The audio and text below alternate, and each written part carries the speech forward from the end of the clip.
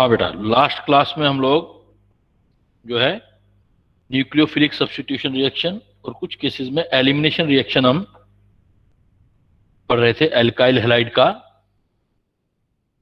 आज देखो बेटा, थोड़ा सा मैकेनिज्म पर आगे बात करेंगे हम।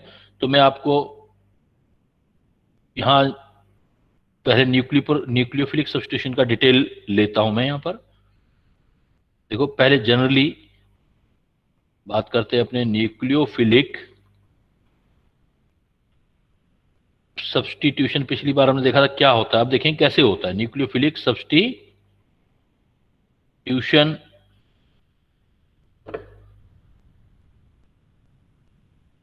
रिएक्शन ऑफ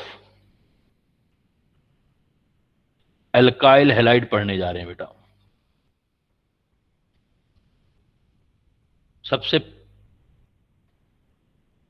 पहले हम पढ़ते हैं इसका कंपोजिशन या कंपोनेंट। कोई भी आप रिएक्शन अगर न्यूक्लियोफिलिक सब्स्टिट्यूशन रिएक्शन करते हो तो क्या कंपोनेंट होते हैं। देखो बेटा, जब भी आप कंपोनेंट करोगे तो आपके पास एक सबस्ट्रेट रहेगा, इसको आप रिएक्टेंट भी बोलते हो। एक उस पर अटैक करने वाला रिएजेंट होगा,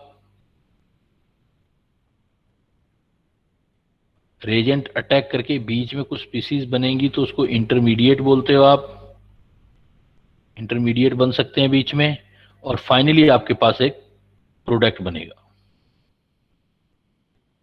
साथ में आपके बाई प्रोडक्ट भी बन सकते हैं। तो यहां पर जो सबस्ट्रेट ले रहे हैं हम, वो हम ले रहे हैं एल्काइल हैलाइड।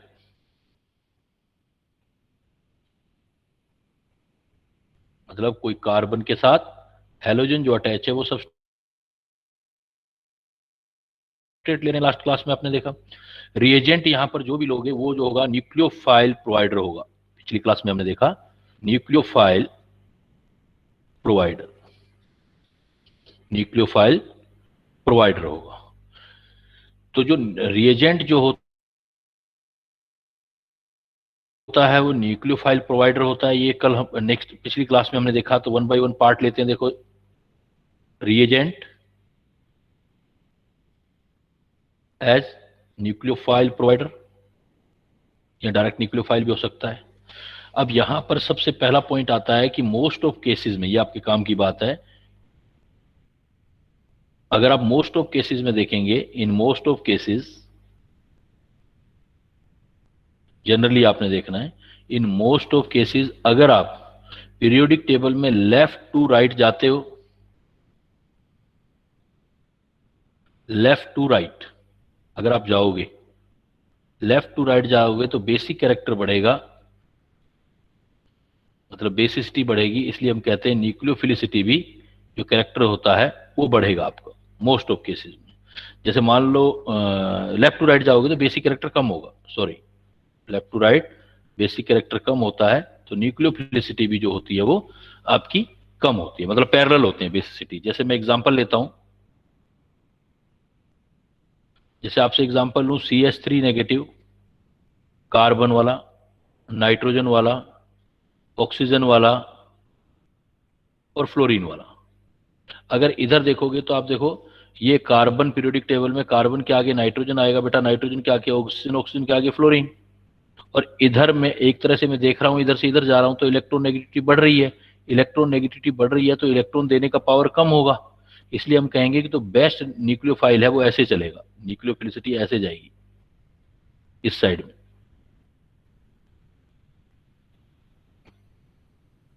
न्यूक्लियोफिलिसिटी जो होगी वो इंक्रीज होगी आप जब राइट टू लेफ्ट जाओगे। मतलब बेस्ट न्यूक्लियोफाइल क्या कह सकते हो बेटा इन चारों में आप, कि बेस्ट न्यूक्लियोफाइल कौन से वाला है, कार्बन वाला, फिर नाइट्रोजन वाला, फिर ऑक्सीजन वाला, फिर फ्लोरीन वाला। तो इन पीरियोडिक टेबल जनरली जो है हम पीरियोडिक टेबल के बेस पे भी हम देख सकते हैं। तो इसी टाइप से अगर आप लेफ्ट टू राइट वाली बात कर रहे हो, पहले अगर आप सोचो टॉप टू बॉटम जाओगे, टॉप टू बॉटम, अगर आप टॉप टू बॉटम जाओगे तो टॉप टू बॉटम जाने पर भी आपका जनरली जो है टॉप टू बॉटम, बट यहां पर थोड़ा सा कॉन्फ्लिक्ट है कि अगर आपके पास सोलवेंट वाटर नहीं है, मतलब पोलर ए प्रोटिक सॉल्वेंट है, पोलर ए प्रोटिक मतलब जो प्रोटॉन नहीं देता है, ए प्रोटिक सॉल्वेंट है।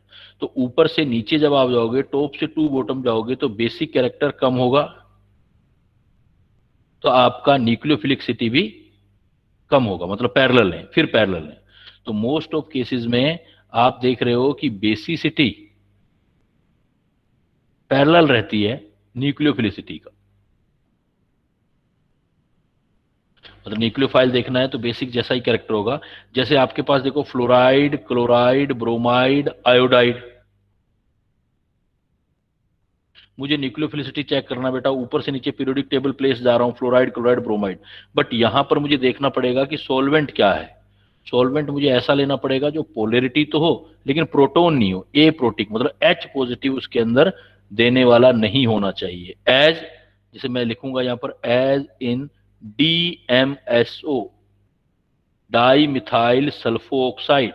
Di methyl sulphoxide solvent ये होता है बेटा, डाई मिथाइल सल्फो ऑक्साइड, दो मिथाइल, तो पोलैरिटी है लेकिन कार्बन के पास वाला हाइड्रोजन तो निकल नहीं सकता, ऑक्सीजन के पास हाइड्रोजन है नहीं, तो DMSO एक आपका पोलर ए प्रोटिक सॉल्वेंट है। तो इस टाइप का अगर कोई सॉल्वेंट है तो आप ऊपर से नीचे जाओगे, देखो HI का एसिडिक कैरेक्टर बढ़ता है, मतलब ऊपर से नीचे जाओगे तो बेसिक कैरेक्टर आपका कम होगा,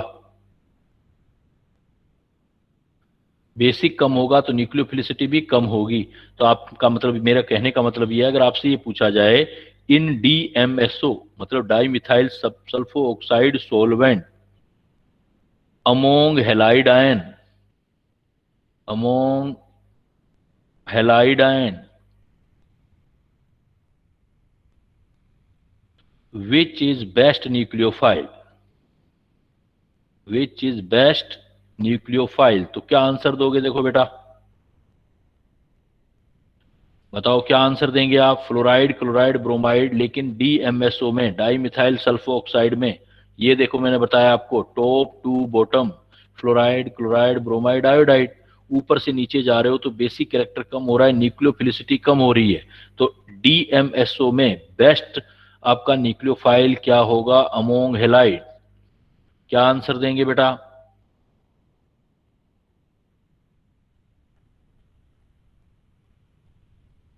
हेलो, हेलो। यस। हाँ बेटा जवाब देते जाओ ना, बोलते जाओ। क्या आंसर दोगे? फ्लोराइड, क्लोराइड, ब्रोमाइड, आयोडाइड में अगर आपसे पूछा जाए बेस्ट न्यूक्लियोफाइल, फ्लोराइड।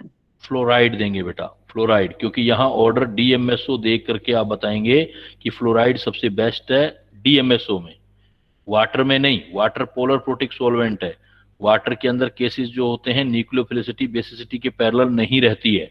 तो फ्लोराइड, क्लोराइड, ब्रोमाइड, यानी कि आंसर आपका आ जाएगा fluoride ion.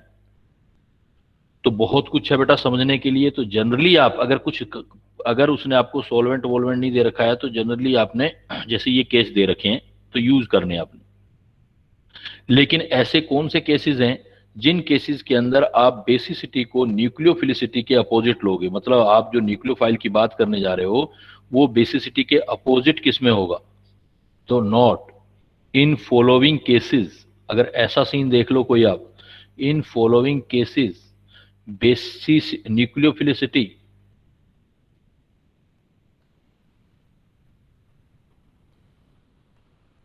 is opposite to basicity, nucleophilicity basicity का अपोजिट होगी, जिसके मैं कुछ केस दिखा रहा हूं बेटा आपको। देखो ऊपर वाले एग्जाम्पल में आपका एक बेस्ट एग्जाम्पल ये भी है कि अगर आपके पास एक CH3O है, सिंपली मैं आपसे, मतलब आपको सिंपली जब भी बात करना हो तो ऊपर से नीचे आप बेसिसिटी बढ़ाओगे और नीचे से ऊपर जो है बेसिसिटी, ये न्यूक्लियोफिलिसिटी बढ़ाओगे आप। तो मैं चलो इस एग्जांपल में बता दूंगा। In following cases nucleophilicity is opposite to basicity. ये पहला केस देखो क्या हो सकता है आपका, तो कौन सा केस होगा बेटा? पहला, in polar protic solvent, in polar protic solvent, polar protic solvent मतलब जैसे एज वाटर, वाटर में पोलैरिटी है और ओ के साथ वाला एच निकल भी सकता है, इसलिए प्रोटिक भी बोलते हैं इसको। पोलर प्रोटिक सॉल्वेंट, और बाय डिफॉल्ट जब कुछ नहीं दिया हो, if nothing is given then, क्योंकि रिएक्शन हम एक्वस सॉल्यूशन में कराते हैं, if nothing is given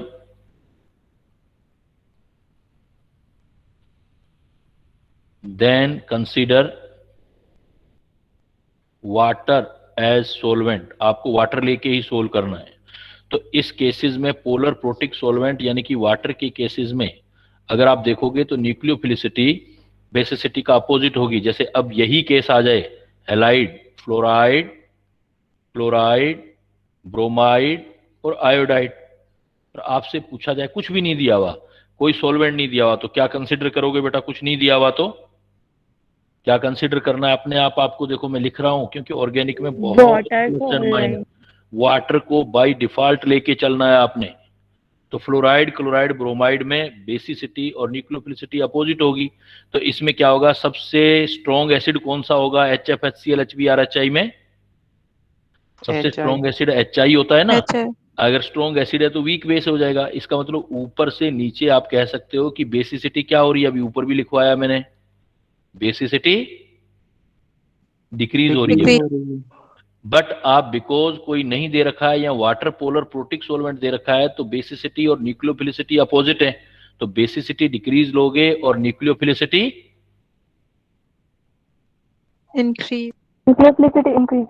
increase होगी बेटा। तो इसका मतलब अगर आपसे कुछ नहीं दे रखा एग्जाम में और फ्लोराइड, क्लोराइड, ब्रोमाइड, आयोडाइड दे रखे हैं आपको, तो आपसे पूछा जाएगा बेस्ट न्यूक्लियोफाइल कौन सा है। तो कौन सा बेस्ट न्यूक्लियोफाइल बताएंगे बेटा? Fluoride, chloride, bromide, iodide. इसमें बेस्ट न्यूक्लियोफाइल क्या बताएंगे आप? आयोडाइड बेटा। न्यूक्लियोफिलिसिटी इंक्रीज लिखा है मैंने, देखो। तो आयोडाइड सबसे बेस्ट न्यूक्लियोफाइल होता है। इसका मतलब बाय डिफॉल्ट कुछ नहीं लेके चलना आपको। तो लेफ्ट पीरियोडिक टेबल में लेफ्ट टू राइट जाओगे तो आप बोलोगे बेसिक कैरेक्टर कम होगा, और टॉप टू बॉटम जाओगे तो आप बोलोगे बेसिक कैरेक्टर इंक्रीज होगा। अब पॉइंट आता है बेटा, ऐसा क्या रीजन हुआ कि वाटर के अंदर या पोलर प्रोटिक सॉल्वेंट में बिल्कुल ऑर्डर अपोजिट हो गया? पहले वाले केस से अब अपोजिट हो गया। होता ऐसे है कि जब पोलर प्रोटिक सॉल्वेंट होता है in presence of polar protic solvent, तो वो प्रोटिक सॉल्वेंट हाइड्रोजन बॉन्डिंग करने लग जाता है। और जैसे वाटर होगा तो वाटर क्या करेगा? ये जो फ्लोराइड होगा, फ्लोराइड को चारों तरफ से घेर लेगा वाटर,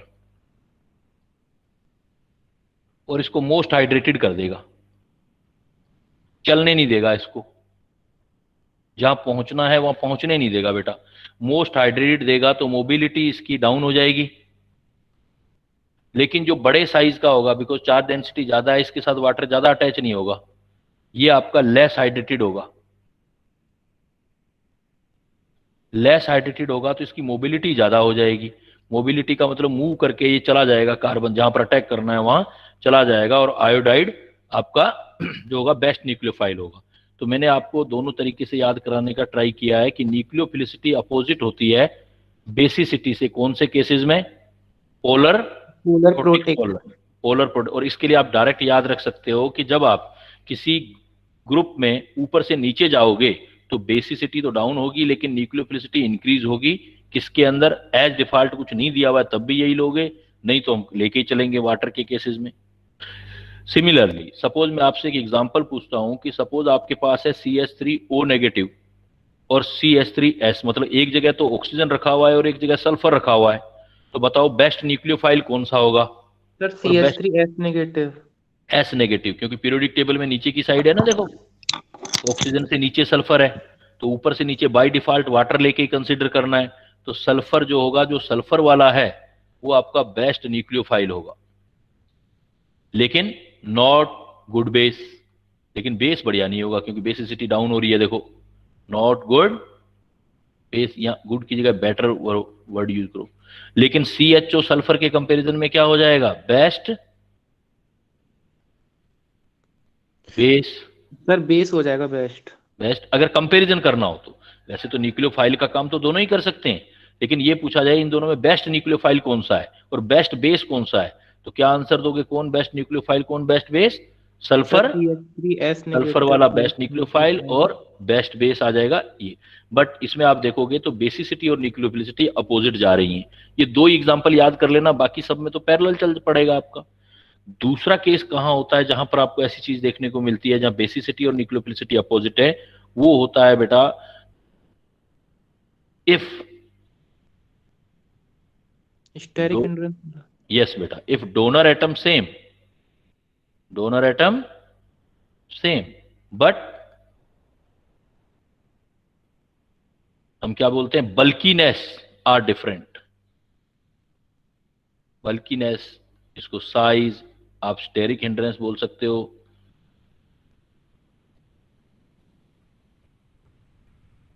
आर डिफरेंट। भाई न्यूक्लियोफिलिसिटी का सीधा सा मतलब है मोबिलिटी से। न्यूक्लियोफाइल का मतलब होता है कहीं जाके सबस्ट्रेट के साथ बॉन्ड बनाना। अगर सबस्ट्रेट के अंदर तक पहुंच पाएगा तो मोबिलिटी होगी, तभी तो पहुंच पाएगा, वहां तक पहुंच पाएगा तो बॉन्ड बना लेगा, तो बेस्ट न्यूक्लियोफाइल।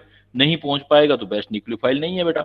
जैसे मैं आपको एग्जांपल देता हूं, एक सपोज मैं अभी एग्जांपल दिया था मैंने, वही दोबारा देता हूं। मैं आपको कहता हूं कि CH3O नेगेटिव है एक मेरे पास, CH3O नेगेटिव, और इधर मैं दे देता हूं ये वाला CH3C CH3O नेगेटिव।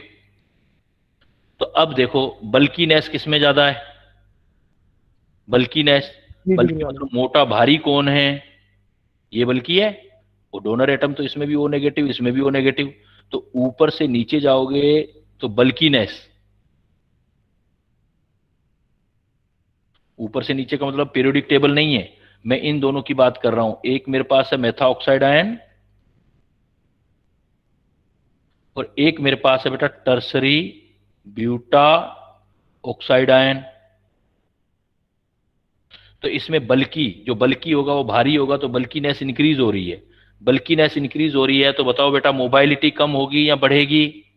चलने फिरने की सर ताकत, मोबिलिटी कम कम होगी। होगी। मोबिलिटी आपकी, बल्कीनेस इंक्रीज होगी तो मोबिलिटी कम होगी, और मोबिलिटी कम होगी तो न्यूक्लियोफिलिसिटी भी क्या होगी बेटा? कम।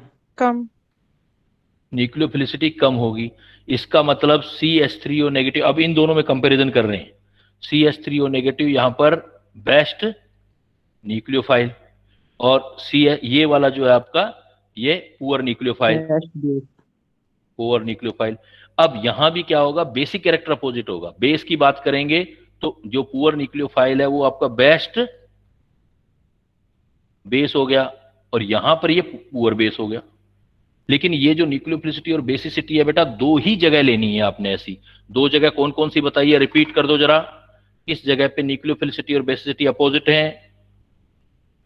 एक तो सर जहाँ पे at proton protic down the solvent group. है। हाँ, जहां पर प्रोटिक सॉल्वेंट है बेटा, वाटर है जहां पर, या तो वाटर वाले केस में, मतलब पीरियोडिक टेबल में टॉप टू बॉटम जनरली जाने पर। और दूसरा किस केस में अपोजिट है बेटा?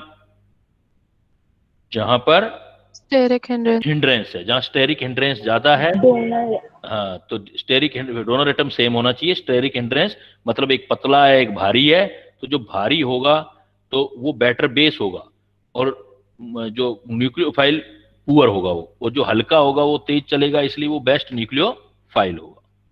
क्लियर है बेटा अब न्यूक्लियोफाइल और बेसिसिटी वाला पॉइंट? Yes sir. चलें आगे। फिर देखो दूसरा कंपोनेंट है आपका, आता है सबस्ट्रेट पर। जब भी न्यूक्लियोफिलिक सब्स्टिट्यूशन रिएक्शन करोगे तो फिर आएगा स्ट्रक्चर ऑफ सबस्ट्रेट, या मैं पहले लिख देता हूं सीधा ही सबस्ट्रेट। सबस्ट्रेट में बेटा कई पार्ट देखे जाते हैं। सबस्ट्रेट में एक तो देखा जाता है जहां पर आपकी रिएक्शन होनी है, रिएक्शन साइट। रिएक्शन साइट मतलब स्ट्रक्चर मैटर करता है, रिएक्शन साइट। दूसरा होता है रिएक्शन साइट पर जो अटैच ग्रुप होता है उसको लीविंग ग्रुप बोलते हैं। लीविंग ग्रुप, लीविंग ग्रुप किसको बोलते हैं बेटा? जो अटैच्ड होता है, मतलब जैसे हेलोजन है यहां पर, as halogen. Leaving group, leaving group कौन सा होता है? Group attached with reaction site as carbon. जो हेलोजन के साथ अटैच कार्बन है उस कार्बन की बात कर रहे हैं। तो दो चीजें होती हैं बेटा सबस्ट्रेट पर, जब भी आपको न्यूक्लियोफिलिक सबस्ट्रेट, और तीसरा होता है एक फैक्टर और बात करेंगे हम फिर सबस्ट्रेट में, जिसको बोलते हैं हम कायरेलिटी। क्या बोलते हैं हम? या कायरल, या कायरल सेंटर, कायरेलिटी या कायरल सेंटर। सबस्ट्रेट में तीन चीजों का ध्यान रखना है बेटा। तो पहला हमें कह रहा हूं रिएक्शन साइट, दूसरा कह रहा हूं मैं लीविंग ग्रुप, और थर्ड में कह रहा हूं कायरल सेंटर, कायरेलिटी देखनी। अब देखो पहला पॉइंट आता है रिएक्शन साइट। तो रिएक्शन साइट में अब क्या देखोगे आप, जहां आपको रिएक्शन देनी है, रिएक्शन साइट देखना है आपको, रिएक्शन साइट वालों को। तो रिएक्शन साइट जो होनी चाहिए, अगर आपकी लेस हिंडर्ड है, रिएक्शन साइट होनी चाहिए लेस हिंडर्ड, मतलब हिंड्रेंस उस पर कम होना चाहिए, भीड़ भाड़ कम होनी चाहिए, लेस ग्रुप होने चाहिए, लेस हिंडर्ड होनी चाहिए, और उस पर मोर पॉजिटिव चार्ज होना चाहिए, मोर पॉजिटिव चार्ज। अगर इसका मतलब हिंड्रेंस कम हो रही है उस रिएक्शन साइट पर, हिंड्रेंस मतलब कम ग्रुप लगे हुए, हिंड्रेंस कम हो रही है और पॉजिटिव चार्ज बढ़ रहा है, पहले हिंड्रेंस चेक कर लेना फिर पॉजिटिव चार्ज चेक कर लो, पॉजिटिव चार्ज इंक्रीज हो रहा है, तो आपकी न्यूक्लियोफिलिक सब्स्टिट्यूशन रिएक्शन का रेट ज्यादा होगा।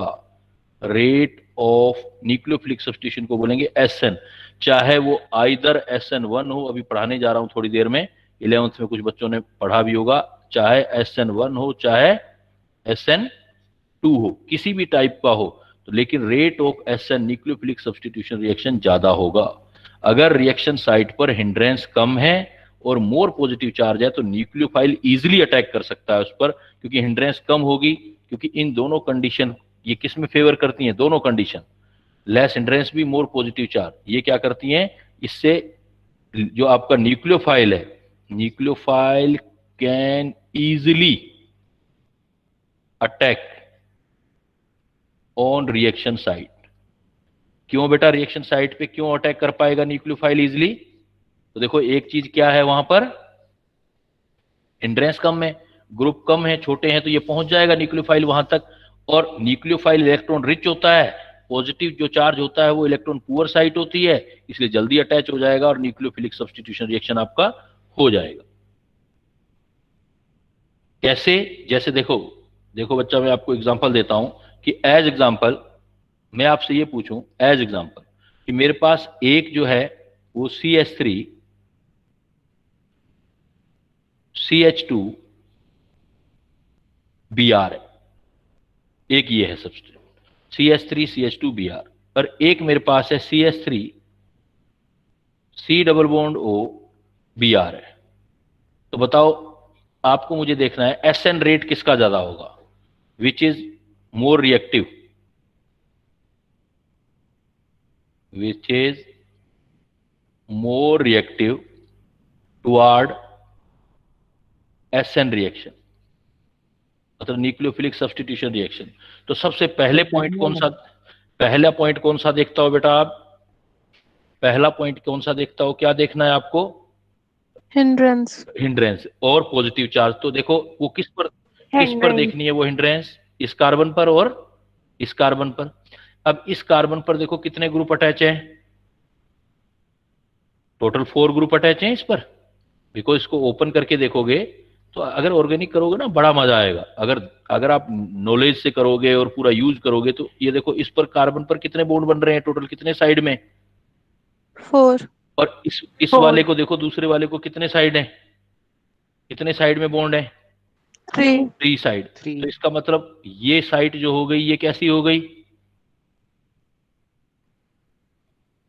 मोर हिंडर्ड, और ये वाली साइड कैसी होगी उसके कंपैरिजन में बेटा, Less hindered. पहला पॉइंट इसके फेवर में आ रहा है, लेस हिंडर्ड। दूसरा आप इसी कार्बन पर पॉजिटिव चार्ज देखो, यहां भी ब्रोमीन यहां भी ब्रोमीन, यहां से तो कोई फर्क नहीं है, इधर CH3 इधर भी CH3, कोई फर्क नहीं है, लेकिन इसके इधर हाइड्रोजन है और इधर कौन है, ऑक्सीजन। और ऑक्सीजन जो होता है वो अपने ये इलेक्ट्रॉन, मोर इलेक्ट्रोनेगेटिव है तो इलेक्ट्रॉन खींचेगा, इलेक्ट्रॉन खींचेगा, तो यहां पर क्या आ जाएगा, नेगेटिव चार्ज, और यहां पर मोर पॉजिटिव चार्ज। Positive. तो अब देखो दूसरा फेवरेबल फैक्टर देखो, फर्स्ट वाले में कार्बन पर की साइट पर पॉजिटिव चार्ज क्या आएगा, लेस पॉजिटिव चार्ज। लेकिन इस CO वाले पर जो कार्बन होगा इस पर पॉजिटिव चार्ज कैसा आएगा बेटा, मोर पॉजिटिव सर चार्ज। ज्यादा More आएगा। positive तो charge. इसका मतलब सारे फैक्टर किसके फेवर में जा रहे हैं। तो क्वेश्चन हमारा जो ये था इसमें क्या आंसर आएगा, which is more reactive second वाले के टुवर्ड फेवर एसएन में। रिएक्शन, दूसरे वाले में। Second वाला. एक्चुअली ये एल्किल, सर सेकंड हाँ ग्रेटर देन ये जो फर्स्ट। आपका है ये है एल्किल हैलाइड कैटेगरी का, और ये जो है ये एसिड हैलाइड। हाँ ऑयल ब्रोमाइड है सेकंड लेकिन ऑयल एसिड का ब्रोमाइड। है ये ऑयल ब्रोमाइड भी। ये जो आपका पहले वाला मैं कैटेगरी बोल रहा हूँ, नाम नहीं बोल रहा बेटा अभी, मैं कह रहा हूँ ये एल्किल हैलाइड है और ये एसिड के हैलाइड है, COOH, OH हटा के भी आ रहा है, वो एल्काइल हैलाइड है, और ये क्या चीज है, एसिड का हैलाइड है ये। तो आप क्या कह सकते हो कि कौन ज्यादा रिएक्टिव होगा, इस क्वेश्चन का आंसर क्या दोगे, acid halide. Acid halide is more reactive than alkyl halide. जो आप चैप्टर कर रहे होगे इससे भी ज्यादा रिएक्टिव हो सकता है, किसके रिस्पेक्ट बेटा, टुवार्ड कौन सी रिएक्शन, एसएन रिएक्शन। तो न्यूक्लियोफिलिक सब्स्टिट्यूशन रिएक्शन आपसे पूछी जाएंगी भाई, न्यूक्लियोफिलिक सब्स्टिट्यूशन एल्काइल हैलाइड जाएंगे, इवन एल्काइल हैलाइड में पढ़ रहे हो आप, लेकिन एल्काइल हैलाइड से भी ज्यादा किस में आएंगी ये, एसिड हैलाइड में। एल्काइल हैलाइड से ज्यादा बेटा आएंगी एसिड हैलाइड में। क्लियर, चलूं आगे, रिप्लाई करते जाओ बेटा जिससे बढ़ता जाऊं मैं आगे। बहुत सारे स्टूडेंट हो लेकिन रिप्लाई बहुत कम करते हैं इस बैच में। ओके सर, आगे बढ़िए। बस ये 2-3 बच्चे थोड़ा बहुत बोलते हैं, बाकी तो बोलते ही नहीं है, पता नहीं क्या नाराजगी है मेरे साथ। देखो अब दूसरा पार्ट क्या आ गया, जैसे दूसरा एग्जांपल लेता हूं, एक बार एक एग्जांपल और ले लेते हैं। सपोज मैं एक एग्जांपल लेता हूं, आपके पास CH3 CH2Cl, और एक एग्जांपल लेता हूं मैं आपके पास CH2CHCl।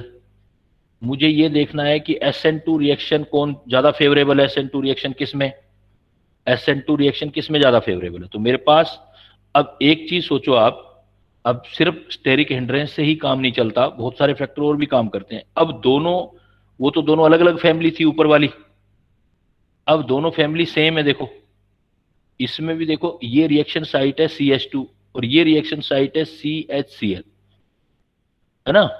तो अब मैं कल मैंने क्वेश्चन बताया था इसका आंसर, तो इन दोनों में मुझे ये पूछना है कि SN के लिए कौन ज्यादा रिएक्टिव होगा। तो क्या आंसर होगा, इवन इसमें हिंड्रेंस क्या है, देखो एक कार्बन पर एक CH3, 2 हाइड्रोजन, एक क्लोरीन, सेकंड वाला, 4।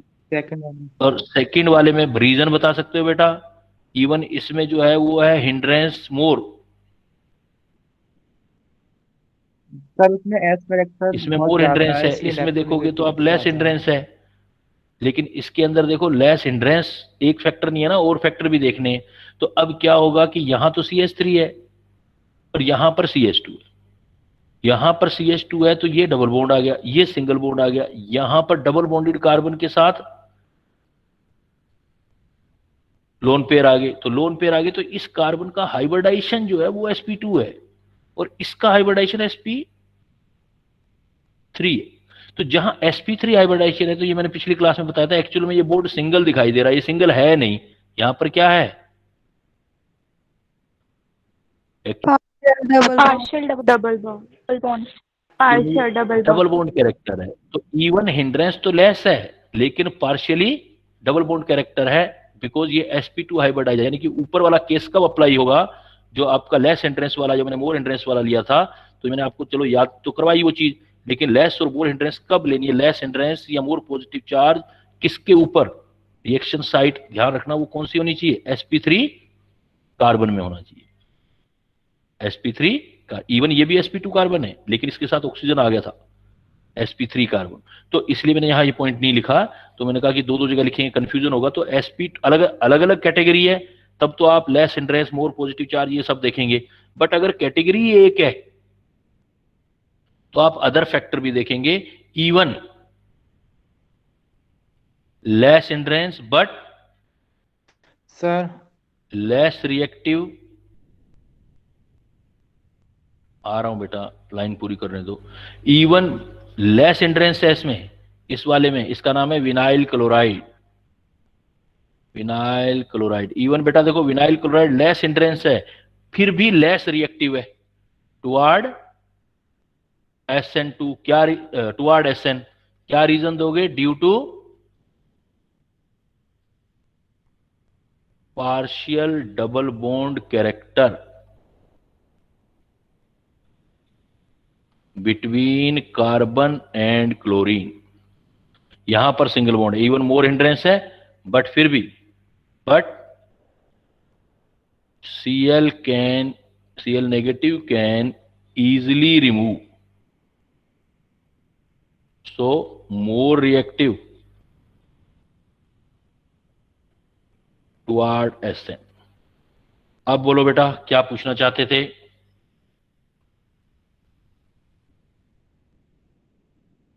सर इससे फर्स्ट वाले में भी तो डबल डबल बॉन्ड बॉन्ड वाले करेक्टर में आ सकता है ना, क्योंकि डबल ऑक्सीजन बॉन्ड वो कर कैरेक्टर सकता है Cl के साथ नहीं जाएगा बेटा, क्योंकि Cl या Br के साथ नहीं जाएगा, बिकॉज यहां पर जो ये C डबल बॉन्ड O है, तो ऑक्सीजन की इलेक्ट्रॉन नेगेटिविटी ज्यादा है, तो ये इलेक्ट्रॉन पूरी तरह से इधर खींच के ले जाता है, और ये ऐसा दिखता ही नहीं है जैसा आप देख रहे हो ना एक्चुअल में, अच्छा है सर ना। समझ तो गया ऑक्सीजन अपना रोल ज्यादा प्ले करता है ब्रोमीन के कंपैरिजन में।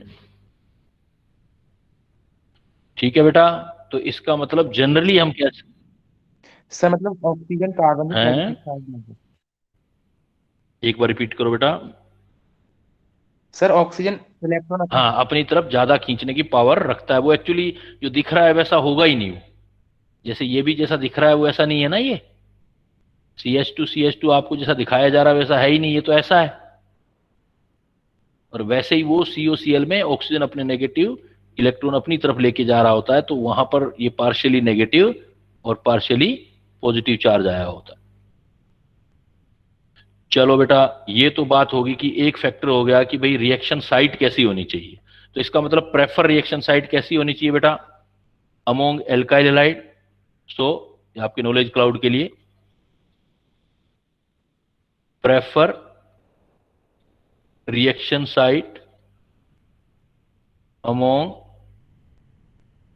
हैलाइड, कार्बन हैलाइड कैसी होनी चाहिए? अल्टीमेटली क्या आंसर आया हमारा, कैसी होनी चाहिए बेटा reaction site? sp3 carbon, less hindered, sp3 carbon with less hindrance less hindered, more positive and sign. More positive. तो आपकी जो है प्रेफर रिएक्शन साइट हो जाएगी SN रिएक्शन के लिए, टुवार्ड SN। लेकिन देखो, बट मैंने दूसरा पॉइंट भी बताया था, एक मैंने कहा था कि इसके साथ साथ फिर देखो लीविंग ग्रुप का फर्क पड़ेगा। दूसरा पॉइंट मैंने बताया था leaving group,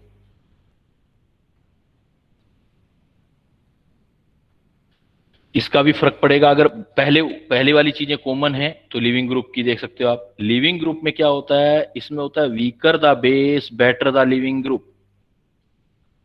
weaker the base, जो कमजोर होता है वो भाग जाता है। ये रूल पूरी लाइफ में हर जगह अप्लाई होता है बेटा। अगर मान लो कमजोर होगा तो मैदान छोड़ के भाग जाएगा। ऐसे पढ़ाई में भी जो कमजोर होते हैं, पहले बड़े बड़े आइडिया करते हैं कि मैं डॉक्टर बनूंगा, मैं IITian बनूंगा, लेकिन वो अगर उनका विल पावर कमजोर होती है उनकी, तो छोड़ देते हैं पढ़ाई करना। तो ये हर जगह काम आता है ये फंडा, weaker the base better the leaving group. क्योंकि आसान तो जिंदगी में कुछ भी नहीं होता, उसके लिए सेक्रीफाई करने पड़ते हैं बहुत सारे। तो यही कंसेप्ट यहां लगेगा बेटा, weaker the base better the leaving group. अब जैसे देखो, आप तो एल्काइल हैलाइड पढ़ रहे हो, तो एल्काइल हैलाइड में क्या क्या होता है? फ्लोराइड, क्लोराइड या ब्रोमाइड अटैच होगा, यहां आपके पास आयोडाइड अटैच होगा। अगर आपको इसका बेसिक कैरेक्टर पता लग जाए तो लिविंग कैपेसिटी भी पता लग जाएगी बेटा। तो अभी थोड़ी देर पहले मैंने आपको बताया था, ऊपर से नीचे जाओगे तो बेसिक कैरेक्टर डिक्रीज हो रहा था, बेसिक कैरेक्टर डिक्रीज हो रहा था। तो बेसिक कैरेक्टर डिक्रीज होगा तो वीकर द बेस, सबसे वीकेस्ट बेस कौन हुआ इन सब में? Sir I negative. I negative. तो weaker the base basic character decrease तो लिविंग कैपेसिटी increase, इंक्रीज। तो फ्लोराइड से लिविंग कैपेसिटी क्लोराइड में ज्यादा होगी, क्लोराइड से ब्रोमाइड में ज्यादा होगी, ब्रोमाइड से आयोडाइड में ज्यादा होगी। Weaker the base better the leaving group, इधर से इधर जाओगे तो हमेशा लिविंग कैपेसिटी इंक्रीज होगी बेटा, लिविंग कैपेसिटी इंक्रीज। आइदर आपका SN1 रिएक्शन हो, कोई सा भी, आइदर SN1 और SN2, कैसा ही SN रिएक्शन हो, न्यूक्लियोफिलिक सब्स्टिट्यूशन किसी भी टाइप का हो, फ्लोराइड क्लोराइड ब्रोमाइड आयोडाइड का ऑर्डर यही रखोगे आप। अब ये कब काम आएगा, जब आपके पास बाकी सारी कंडीशन सेम हो रही हो। सपोज एग्जांपल दिया मैंने आपको, मैंने एग्जांपल दिया और मैंने आपको लिखा कि आपके लिए ये दो एग्जांपल हैं, CH3 CH2Br और एक है CH3 CH2I, बाकी सब कुछ सेम। देखो इसमें भी ये की साइट है, रिएक्शन साइट, इसमें भी ये कार्बन रिएक्शन साइट, इसमें भी एक मिथाइल ग्रुप, इसमें भी एक मिथाइल ग्रुप, इसमें भी साथ में 2 हाइड्रोजन, इसमें भी 2 साथ में हाइड्रोजन। फर्क सिर्फ किसका आ रहा है बेटा, Halogen. Living group. Leaving group में फर्क आ रहा है। तो लिविंग ग्रुप में आ रहा है तो मैं बोलता हूं कि आपको इसका SN रेट बताना है, SN rate, nucleophilic substitution rate. तो किस में ज्यादा होगा, ब्रोमाइड वाला जल्दी ब्रोमाइड निकालेगा या आयोडाइड वाला जल्दी आयोडाइड निकालेगा, Iodine. आयोडीन। आयोडाइड वाला। SN रेट ब्रोमाइड से आयोडाइड बेटर होगा, इस साइड इंक्रीज होगा, SN रेट इंक्रीज होगा। चाहे वो, अब मैं पूछ लूं कि SN1 हो, अभी पढ़ाऊंगा मैं, SN1 हो तब भी इंक्रीज होगा और SN2 हो तब भी इंक्रीज होगा, वो बताऊंगा। कुछ ने पढ़ रखा होगा, 11th में पढ़ाया जाता है वैसे तो, लेकिन अगर किसी ने नहीं पढ़ा कोई इश्यू नहीं, अभी बताऊंगा मैं। कोई सा ही SN हो, SN आ गया तो इसका मतलब सारे टाइप के SN आ गए, SN1 SN2 ये क्या होते हैं अभी डिस्कस करेंगे। तो आपका लिविंग ग्रुप का भी फर्क पड़ता है कि आप देख सकते हो रेट किसमें ज्यादा होता है।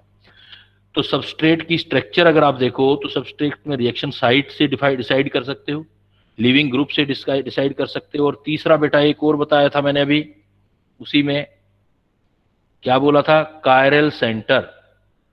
क्या बोला था इसमें मैंने, कायरल सेंटर। तो कायरल सेंटर क्या होता है किसी स्पीसीज में, जानते हो बेटा कायरल सेंटर क्या होता है। अगर कार्बन या कोई भी एटम, कार्बन sp3 हाइब्रिडाइज्ड है, sp3 hybridised carbon is attached with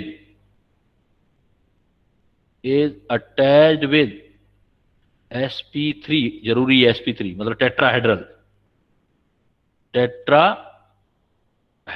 और sp3 hybridised carbon attached with 4 different group, 4 different group. अगर 4 डिफरेंट ग्रुप के साथ होता है तो उसको कायरल बोलते हैं हम, कायरल सेंटर बोलते हैं। तो कायरल सेंटर का मतलब होता है बेटा tetrahedral sp3 hybridised carbon attached with 4 different group, तो उसको हम कायरल सेंटर बोलते हैं, कायरल सेंटर। और ऐसा कायरल सेंटर जो होगा, तो अब देखो अगर हमारे पास सपोज कायरल सेंटर है 1, कायरल सेंटर मतलब कार्बन, अगर कायरल सेंटर जो है 1 है, कायरल सेंटर बेटा 1 होगी, तो ऐसा मॉलिक्यूल जो होगा एसिमेट्रिकल मॉलिक्यूल होगा, always asymmetrical, always asymmetrical molecule. और ये एसिमेट्रिकल बेटा जो मॉलिक्यूल होगा, एंड एग्जिस्ट इन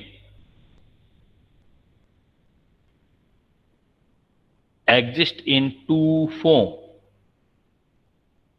कभी भी अगर कायरल सेंटर बेटा आपका 1 हुआ, किसी भी सबस्ट्रेट में कायरल सेंटर 1 हुआ, आपको 1 लग रहा है, तो ऐसी स्पीसीज हमेशा एसिमेट्रिक होती है, और ऐसा एसिमेट्रिक मॉलिक्यूल होते हैं और एग्जिस्ट इन 2 फॉर्म होते हैं। और 2 फॉर्म में डिफरेंस क्या होते हैं, exist in 2 form which are differ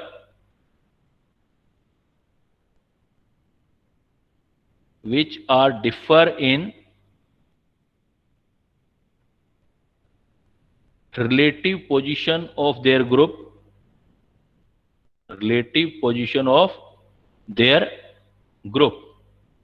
so they shows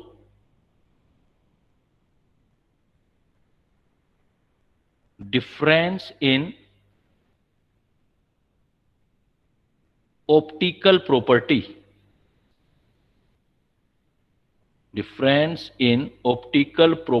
direction. Optical का मतलब समझते हो बेटा? ऑप्टिकल क्या होता है? फिजिक्स में पढ़ते हो ऑप्टिक्स का मतलब क्या होता है? लाइट। तो लाइट के रिस्पेक्ट में जो होते हैं वो डिफरेंस शो करते हैं, और वो डिफरेंस भी क्या होता है?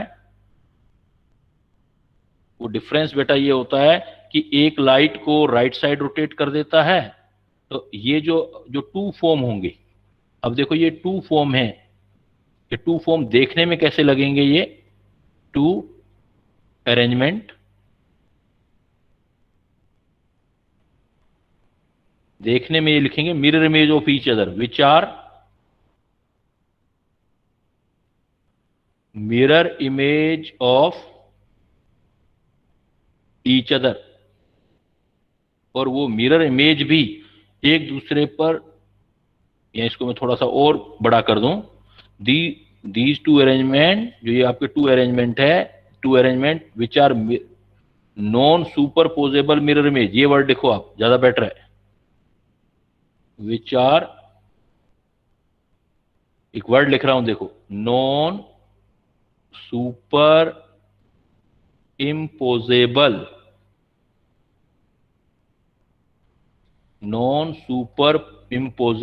mirror image of each other। ये जो अगर एक कायरल सेंटर है किसी स्पीसीज में, अभी सारा बना के भी दिखाऊंगा, अभी तो ये थ्योरी ध्यान दो, अगर किसी में एक कायरल सेंटर है तो वो मॉलिक्यूल एसिमेट्रिक है, और ऐसे मॉलिक्यूल के जो है स्टडी करने पर दो फॉर्म मिलते हैं। ये दो फॉर्म में फर्क क्या होता है? इसमें जो ग्रुप होते हैं उनकी रिलेटिव पोजीशन में फर्क आता है, और ये किसमें, इस रिलेटिव पोजीशन में फर्क आने से क्या है, ऑप्टिक्स लाइट के रिस्पेक्ट में जो है डिफरेंट बिहेव शो करते हैं, लाइट की प्रॉपर्टी के डिफरेंस में। तो अब जैसे मान लो टू फॉर्म है, तो टू जो दोनों अरेंजमेंट हैं वो एक दूसरे में दिखने में, अगर आप कॉपी पर छापोगे तो दिखने में non super imposable mirror image, मतलब एक दूसरे पर सुपरपोज नहीं हो पाएंगे, मिरर इमेज तो होंगे लेकिन सुपरपोज नहीं हो पाएंगे एक दूसरे पर। और इस मिरर इमेज जब सुपरपोजेबल, नॉन सुपरपोजेबल मिरर इमेज होते हो, तो इन मिरर इमेज को हम बोलते हैं enantiomer pair, enantiomer pair होता है। और इस एन एंशियोमर पेयर में दूसरा point, both enantiomer rotate the plane of polarized light,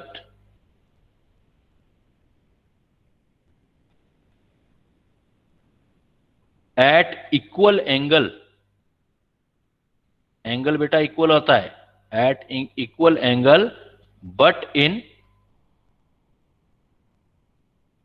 opposite direction मतलब क्लॉकवाइज एंड काउंटर क्लॉकवाइज या एंटी क्लॉकवाइज बोल सकते हो।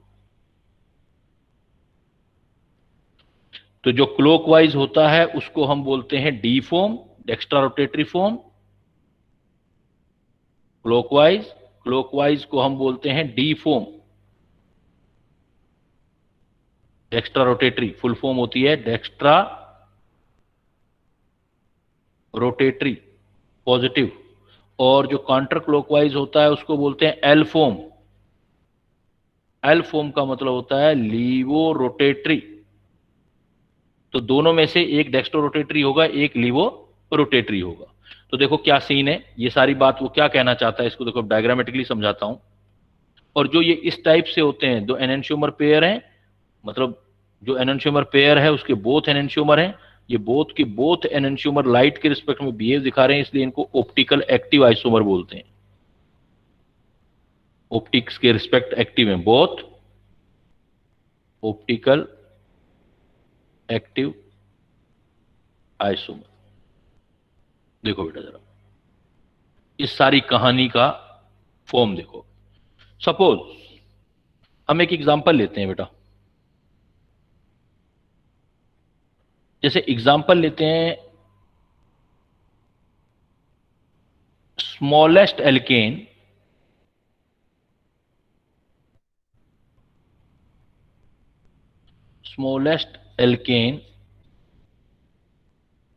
having chiral center। Smallest alkane लिखते हैं जिसके पास कायरल सेंटर है बेटा। F10। अब बनाते हैं अपने, देखो अभी नहीं पता हमें तो कैसे सॉल्यूशन ढूंढते हैं। देखो कायरल सेंटर का मतलब बेटा क्या है? कायरल सेंटर का मतलब है एक कार्बन, स्टार लगा देते हैं, कायरल मतलब टेट्राहेड्रली, मतलब sp3 हाइब्रिडाइज्ड होना चाहिए, 4 डिफरेंट ग्रुप के साथ अटैच हो। तो हाइड्रोकार्बन एल्केन है तो सिर्फ कार्बन और हाइड्रोजन ही तो होंगे बेटा। तो सबसे छोटा स्पीसीज क्या हो सकता है? हाइड्रोजन। उससे बड़ा क्या हो सकता है? मिथाइल। उससे बड़ा क्या हो सकता है? इथाइल। और उससे भी बड़ा क्या हो सकता है बेटा? प्रोपाइल। तो ये वो स्मॉलेस्ट एल्केन है, स्मॉलेस्ट एल्केन। तो टोटल कार्बन देखोगे तो कार्बन आएंगे 7 और मोलर मास आएगा इसका 100। तो आपसे ऐसा पूछा जाए भाई ऐसा कौन सा एल्केन है स्मॉलेस्ट, अब ये है तो 11th का पार्ट है, देखो एल्केन की बात कर रहा हूं मैं, तो ऐसा कौन सा एल्केन है जो फर्स्ट एल्केन है, स्मॉलेस्ट एल्केन है, जो आपका ये शो करेगा, कायरल सेंटर शो करेगा। अब मान लेते हैं ये कायरल सेंटर इसके पास है, तो ये वाला हो गया, इसमें कार्बन एटलीस्ट 1, ये 1 2 और 2 4 और 3 7 कार्बन वाला होना चाहिए, मतलब ये 7 कार्बन वाली एल्केन होनी चाहिए। तो C7H क्या होता है? CnH2n+2 होता है ना, 16। ये भी काउंट कर लो, देखो 3 और 5 8 8 और 9 9 और 7 16, ये वाली एल्केन होगी फर्स्ट एल्केन। अब अगर इसके अंदर कायरल सेंटर है बेटा, ये sp3 हाइब्रिडाइज्ड है, कार्बन है, तो ये अपने 2 अरेंजमेंट शो करेगा। आप इसके 2 अरेंजमेंट बना सकते हो, कैसे? 2 अरेंजमेंट बनाएगा ये अपने, 2 अरेंजमेंट आप बना लो। मान लो कार्बन टेट्राहेड्रल है तो बेटा उसकी शेप तो ऐसे होगी ना,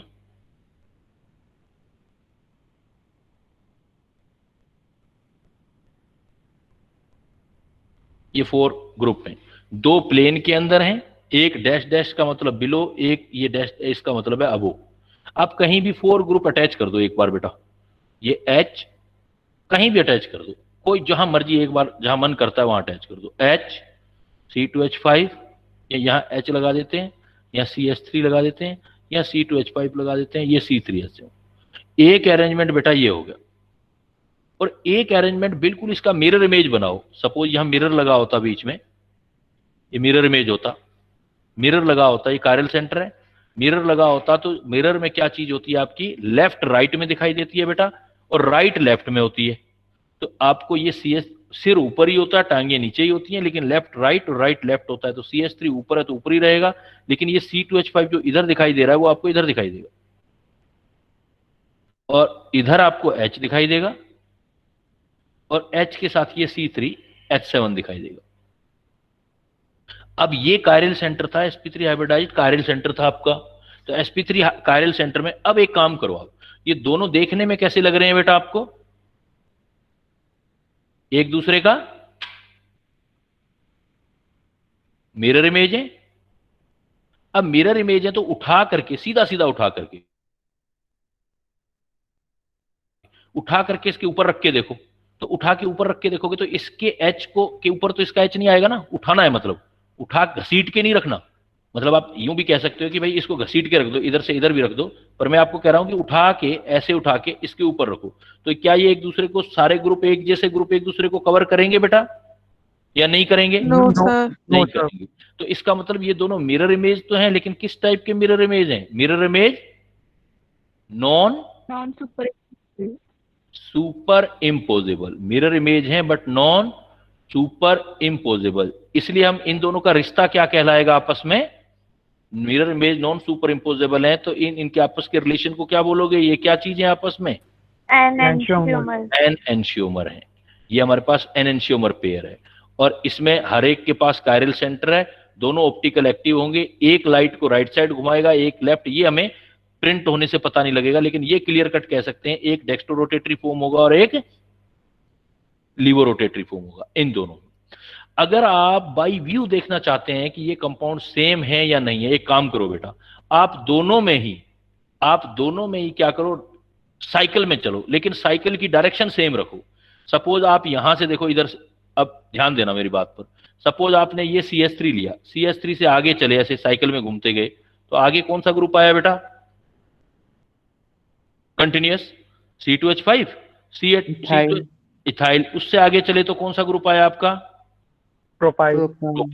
अब इस कंपाउंड में घूमना आप उसी तरीके से घूमो भाई, स्टैंडर्ड पॉइंट वही रखो, CS3 से स्टार्ट लो और राइट साइड में चलते जाओ घूमते जाओ, तो CS3 के आगे क्या आया देखो,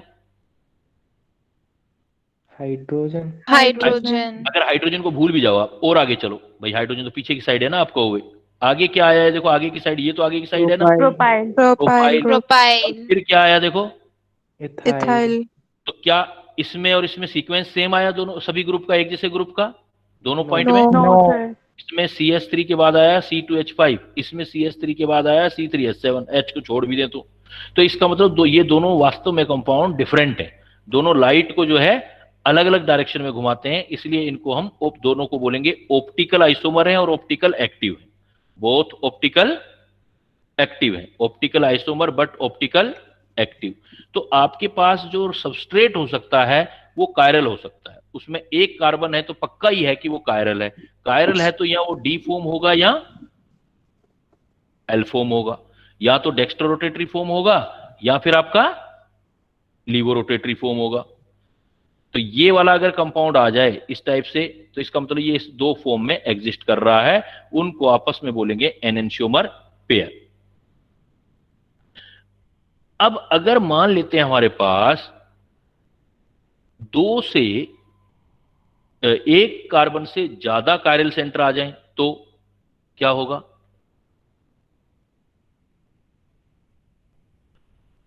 अब मैं कहता हूं if molecule contain 2 chiral center, 2 chiral center, molecule के पास कितने chiral center है बेटा, 2। if molecule contain 2 chiral center, अगर molecule के पास 2 chiral center हैं तो आपको इसमें दो चीजें देखनी पड़ेंगी, 2 chiral center हैं तो इनके जो अपोजिट एंड होने चाहिए, अगर वो अपोजिट एंड सिमिलर है, सेम है, आइडेंटिकल बोल सकते हो, आइडेंटिकल,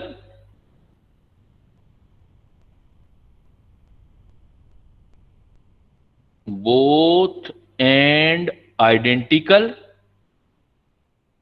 फ्रॉम कायरल सेंटर, एक सीन ये हो सकता है। एक हो सकते हैं जो दोनों के एंड हैं, both and in identical from chiral centres. मतलब क्या, जैसे देखो एक एग्जांपल लेता हूं, COOH, CHOH, CHOH और COH, इसको बोलते हैं हम टार्ट्रिक एसिड। कौन सा एग्जांपल है बेटा ये, टार्ट्रिक एसिड जो इमली के अंदर होता है, टार्ट्रिक एसिड। इसमें देखो कायरल सेंटर कितने हैं,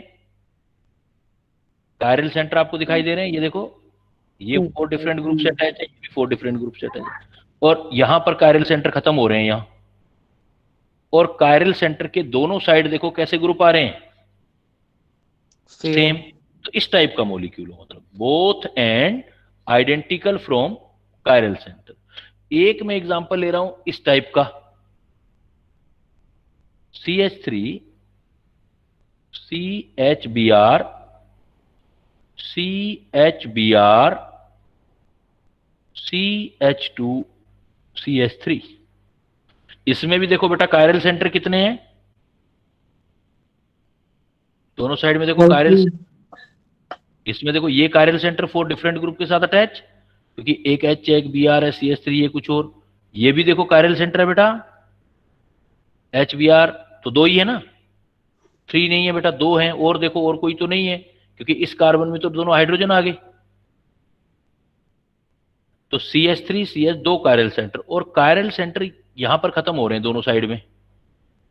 अब दोनों साइड में कायरल सेंटर के बाहर, फ्रॉम कायरल सेंटर, इधर कौन सा ग्रुप है देखो आपका, CH3। और इस तरफ देखो कौन सा ग्रुप है, इथाइल। तो इसका मतलब बोथ एंड जो है इस बार किस टाइप के हैं, डिफरेंट। डिफरेंट है, both and different from chiral centre.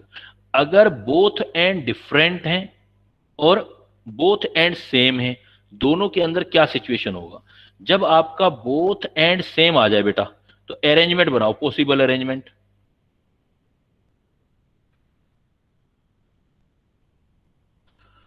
देखो पॉसिबल अरेंजमेंट बनाते हैं तो हम क्या करते हैं, इस मॉलिक्यूल को ऐसे रखते हैं बेटा, COOH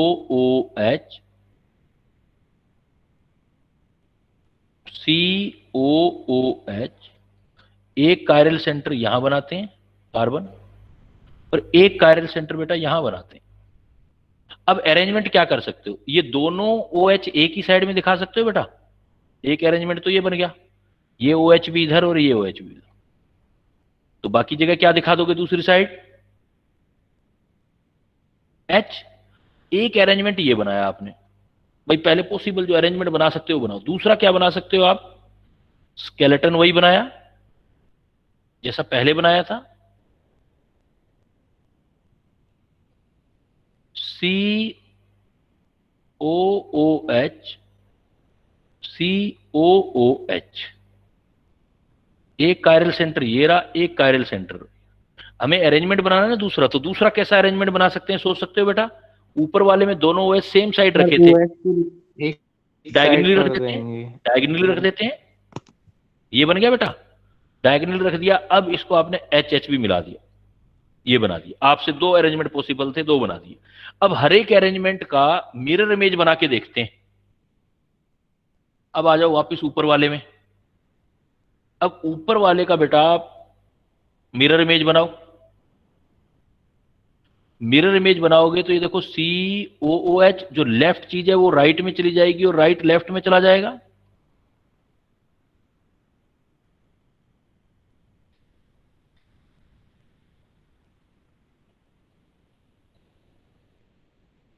ऐसा बना दिया आपने। अब ऐसा बनाने के बाद अब ध्यान देना, अब एक चक्कर है, अगर एक ही कायरल सेंटर होता है तो डायरेक्ट उठा के चेक करते हैं हम, डायरेक्ट एक ही कायरल सेंटर था, जैसे ऊपर वाला केस था आपका, जैसे ऊपर वाला केस था, क्योंकि ये 3D है ना, अब 3D स्टार्ट हो रही है। जो ऊपर वाला केस किया था, तो इस केस में देखो ये जो मैंने लिखा था, इसमें कितने कायरल सेंटर थे बेटा, जो एल्केन वाला एग्जांपल लिया था, एक ही कायरल सेंटर था। एक ही कायरल सेंटर था तो दोनों को आप सीधा उठा के रख के देख सकते थे, एक को दूसरे के ऊपर रख के देखते थे कि सुपरपोज हो रहा है या नहीं हो रहा है। यानी कि इसकी जगह में ये भी दे देता एग्जांपल, एक ये भी काफी पॉपुलर एग्जांपल है, जैसे लैक्टिक एसिड है। लैक्टिक एसिड बेटा आपने बायोलॉजी में किया होगा, तो उसका फार्मूला क्या होता है, उस फार्मूले के अंदर भी क्या होता है, C, एक H होता है, एक OH होता है, एक CH3 होता है, एक COH होता है। मतलब इसका आईयूपीएक नेम लिखोगे तो आएगा 2 हाइड्रोक्सी 3 कार्बन वाला है प्रोपेन ओइक एसिड। अब इस एग्जांपल को भी देखो बेटा, इसमें भी तो एक कायरल सेंटर है ना, अगर ये कायरल सेंटर है तो इसका मिरर इमेज बनाओगे आप, मिरर इमेज बनाओगे तो COOH, OH इधर आ जाएगा, H इधर आ जाएगा, CH3 इधर आएगा। अब इसमें क्या है, एक ही कायरल सेंटर है तो डायरेक्ट चेक करोगे आप इसको और इसको। तो देखो एक ही कायरल सेंटर है तो डायरेक्ट उठा के देखते हैं, इसको डायरेक्ट उठा के आपने इसके ऊपर रखा तो सुपरपोज करेगा या नहीं करेगा बेटा? तो मिरर इमेज तो है, नो सर, नहीं मिरर करेगा। इमेज, बट कैसा है, non super non super imposable. Imposable. Direct देखते हो, अब एक कायरल सेंटर होता है डायरेक्ट चेक करते हो, इसलिए ये दोनों आपस में क्या है, ये भी एंशियोमर है, एंशियोमर पेयर। पेयर है। इसका मतलब ये लैक्टिक एसिड भी दो फॉर्म में मिलता है, dextrorotatory form and laevorotatory form lactic acid. But मेरा पॉइंट क्या था कि अगर एक कायरल सेंटर होता है तो यही तरीका होता है देखने का बेटा, जैसा आप देख रहे हो। अगर आपके पास दो कायरल सेंटर है तो डायरेक्ट चेक नहीं होगा, उसमें एक काम और करना पड़ेगा आपको। वो क्या काम है जरा ध्यान दो। अब अगर मेरे पास यहां पर कितने कायरल सेंटर हैं, जो टार्ट्रिक तो एसिड का एग्जांपल लिया है, एक ये दो कायरल सेंटर हैं, इसका मिरर इमेज बनाया ये। अब इस मिरर इमेज को डायरेक्ट चेक नहीं करते, इसको पहले क्या करते हैं बेटा, ऐसे करके ऐसे घुमाते हैं इसको और 180 डिग्री पर घुमा लेते हैं पहले। तो यहां याद रखना, if two chiral centre chiral carbon, then कैसे चेक करोगे, then check after rotation of 180 degree. ये ध्यान रखना बेटा, बहुत जरूरी बात है ये। एक कायरल होता तो सीधा देखते, अगर दो कायरल हैं तो सीधा चेक नहीं करोगे, सीधे से गलती हो जाएगी। तो जैसा बता रहा हूं ऐसे चेक करना तो गलती नहीं होगी, आंसर आप बिल्कुल सही निकलेंगे, 3D में निकलेंगे। 3D है ना बिकॉज। अब अगर 180 डिग्री पर रोटेट करूंगा बेटा तो ये CH ग्रुप तो ऊपर चला जाएगा, रोटेट कर दो। अब सोचो जरा, जब आप रोटेट करोगे तो नीचे वाला CH ऊपर, मैं टिक कर देता हूं इसको, इसको ऐसे कर देता हूं, CH कलर बना देता हूं, इनके भी कलर बना देता हूं। अब ये CH ऊपर तो नीचे कौन से वाला CH आ जाएगा, व्हाइट वाला।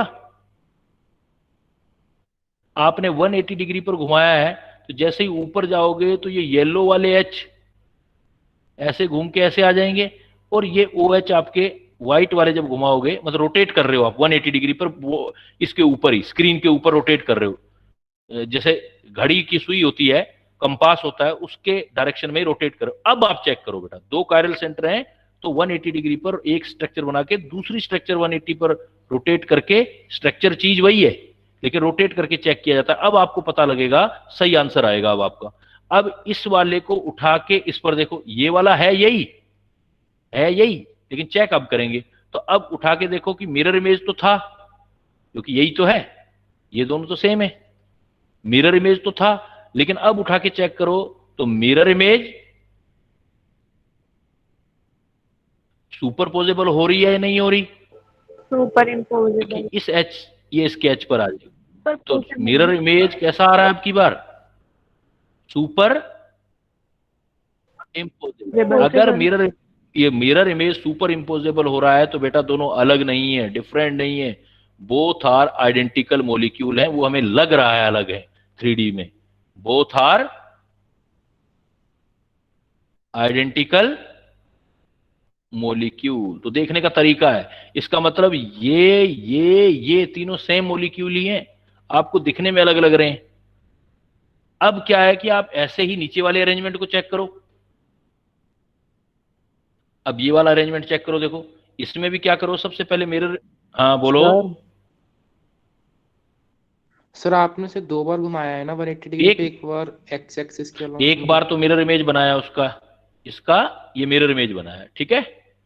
अब इस मिरर इमेज को कितने डिग्री पर रख दिया मैंने, 180 पर। अच्छा सर, 180 समझ पर, गया, नीचे समझ वाला गया। ऊपर हो गया, ऊपर वाला नीचे हो गया, ये इधर चला गया ऊपर और ये वाला नीचे आ गया। क्लियर, मैंने साइकिल की तरह घुमाया, ऐसे ऐसे ऐसे घुमाया, ठीक है। अब आ जाओ, कोई बात नहीं, अभी एक दो बार सेम एग्जांपल, दो तीन एग्जांपल ले रहा हूं तो सारी चीज समझ आ जाएगी जो रहती जाएगी। अब इस अरेंजमेंट को चेक करना है बेटा आपने, इस अरेंजमेंट को चेक करना है तो पहले मिरर इमेज बनाओ। मिरर इमेज बनाओगे तो क्या बनेगी, COH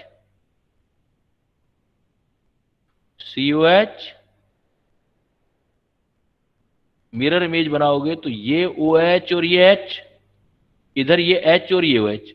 अब दो कायरल सेंटर हैं तो डायरेक्ट तो चेक नहीं कर सकते। चेक करने के लिए क्या करना पड़ेगा बेटा हमें? तो मैं पहचान करने के लिए ऐसे कर देता हूं, ये COH।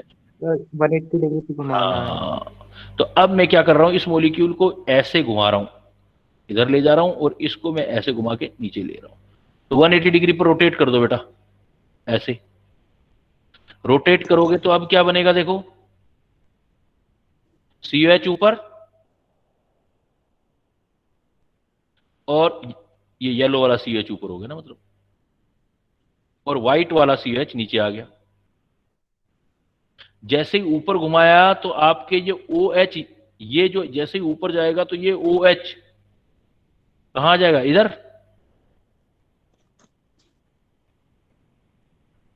और H इधर, और ये ऊपर घुमा, ये नीचे घूम गया, तो H इधर और OH इधर।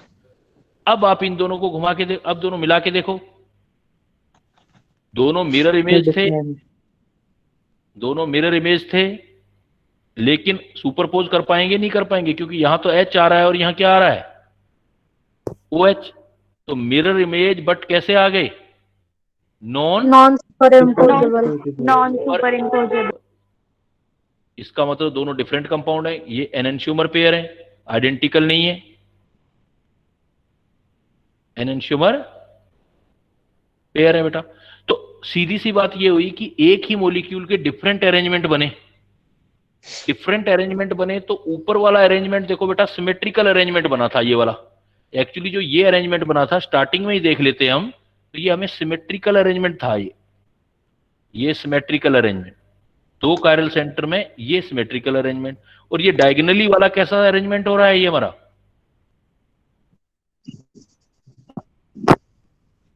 Asymmetrical arrangement.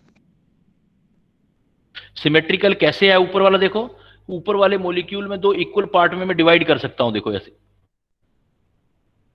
ये दो इक्वल पार्ट, जैसा पार्ट ये है वैसा ही पार्ट ये है, दो बिल्कुल आपके इक्वल पार्ट, एक जैसे पार्ट। लेकिन ये एक जैसे पार्ट नहीं है बेटा, देखो यहां H है तो यहां OH है, लेकिन यहां तो यहां H था यहां भी H, यहां OH था यहां OH, यहां COH था यहां COH। तो ऊपर वाला सिमेट्रिकल अरेंजमेंट, और सिमेट्रिकल अरेंजमेंट जब भी होता है वो आपका ऑप्टिकल जो है एक्टिविटी शो नहीं करता, मतलब वो अकेला होता है। सिमेट्रिकल अरेंजमेंट जो है वो सिंगल मॉलिक्यूल होगा।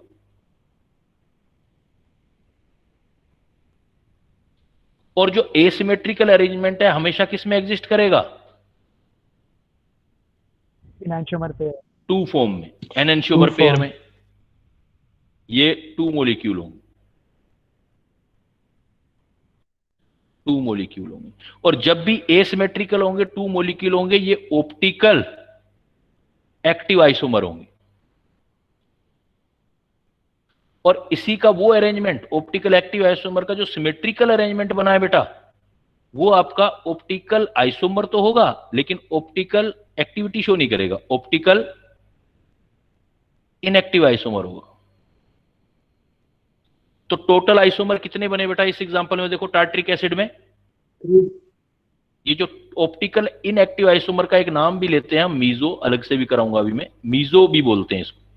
तो कितने बने टोटल, देखो बेटा आप इसके अरेंजमेंट, सर 3 बने। तो इसका मतलब जब कभी भी बेटा, अब मैं देखो फिर वापस ऊपर ले जाता हूं आपको, जब कभी भी आपके एक से ज्यादा कायरल सेंटर दिखाई दे रहे हो, और यह आपके, अब देखो नॉलेज की बात बन गई, जब कभी भी आपके एक से ज्यादा कायरल सेंटर हो, इफ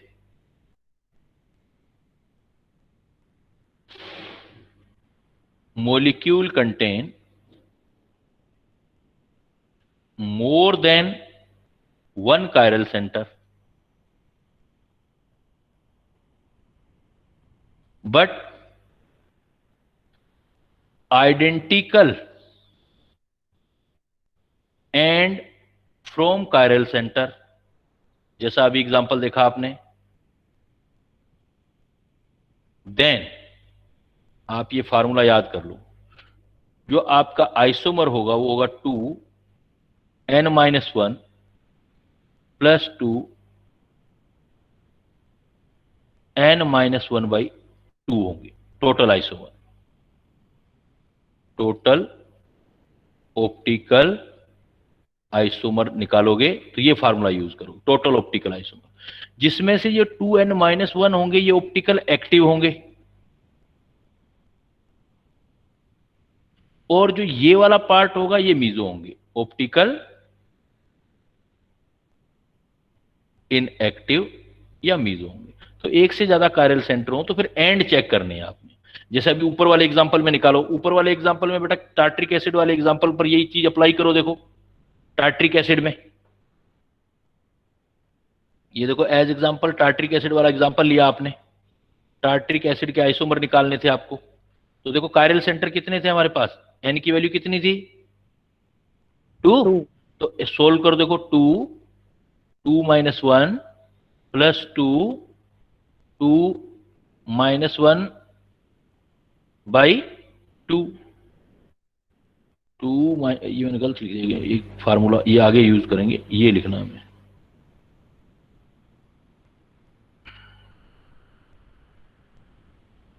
ये वाला 2n/2 -1 है। तो देखो कितना आया 2/2 -1। तो सोल्व करो इसको, टोटल आइसोमर कितने बने 2n-1 का मतलब कितना हो गया बेटा, सोल्व करो 2 की पावर 1, 2 की पावर 1 का मतलब 2 प्लस इधर देखो ये कितने बने 1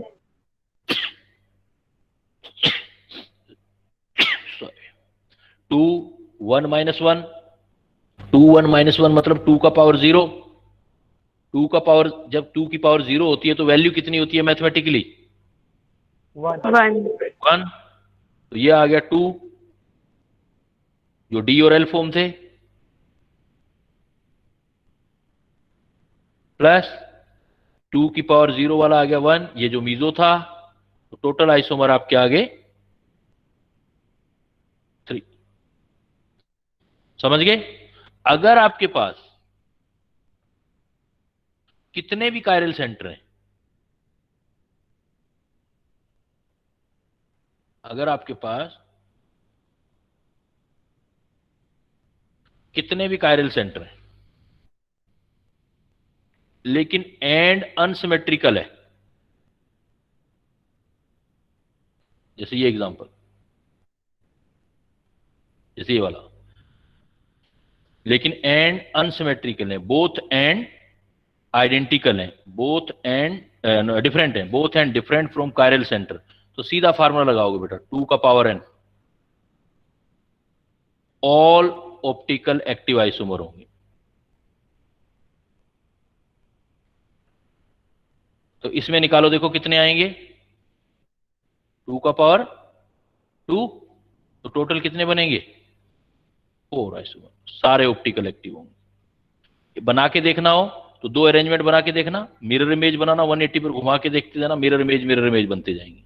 इस केस में अगर और डिटेल जाएं अपने, इस केस में पिछले केस में ये जो फार्मूला था हमारा तो अभी हमने लगाया, तो इसमें क्या क्या चीजें थी देखो, इसमें molecule contain more than 1 chiral centre but identical atom from chiral centre more than 1 chiral centre. इसमें एक बात और जोड़ देना, in even number,